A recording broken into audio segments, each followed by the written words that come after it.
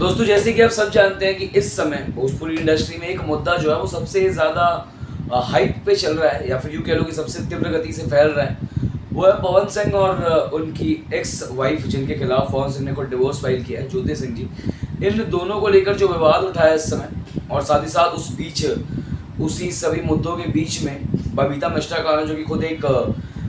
Miss Bihar रह चुकी हैं और उसके साथ साथ सिंगर रह चुकी हैं, और इस समय खुद एक न्यूज़ चैनल भी चला रही हैं। तो उनका इस पूरे मुद्दे के बीच में आना और अपनी राय रखना, ये कहीं ना कहीं एक अलग एंगल पर दिखाई दे रहा है। और ख़ास करके उनका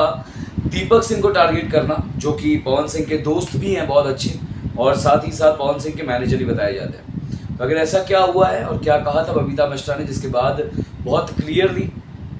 दीपक सिंह का उस पर क्या रिप्लाई आया है और क्या कहना है उनका, आइए आपको देते हैं इस बारे में पूरी खबर। नमस्कार दोस्तों, आप देख रहे हैं देसी भारत और मैं हूं आपका अपना दोस्त और कोच गणेश कामदेव। आपको बता दें कि जब से इन दोनों का डिवोर्स हुआ है, मतलब शादी के 3 साल बाद ही, उसके बाद से बहुत सारे इल्ज़ामात लगे हैं और बहुत सारी बातें हुई हैं।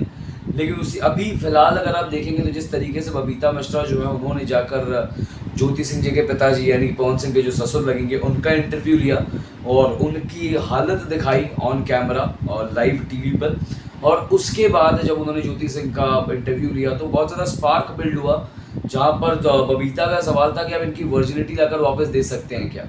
तो ये सारी चीज़ों के बाद उन्होंने उसी बीच दीपक सिंह का भी नाम लिया, ये कहते हुए कि ये लोग नहीं चाहते हैं कि पवन का घर बसे, जबकि इन्होंने खुद अपने लिए, अपने 2 बच्चों के लिए 4-4 घर बनाकर रख लिया है, बहुत सारा पैसा बनाकर रख लिया है पवन सिंह के नाम पर, लेकिन ये लोग नहीं चाहते कि उनका घर बसे।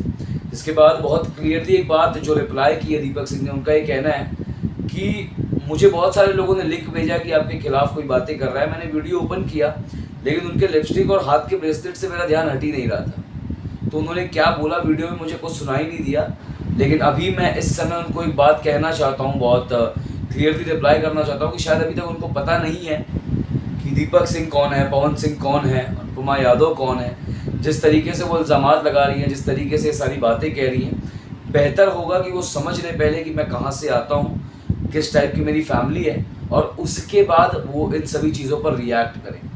लेकिन फ़िलहाल एक हिसाब से इसको बहुत सारे लोग धमकी कह रहे हैं, तो कुछ लोग इसको डर कह रहे हैं, लेकिन फ़िलहाल इस पर आपकी क्या राय है ज़रूर बताएगा, मैं हमारे कमेंट सेक्शन में लिखकर। मिलते हैं आपसे अगले वीडियो में। धन्यवाद दोस्तों।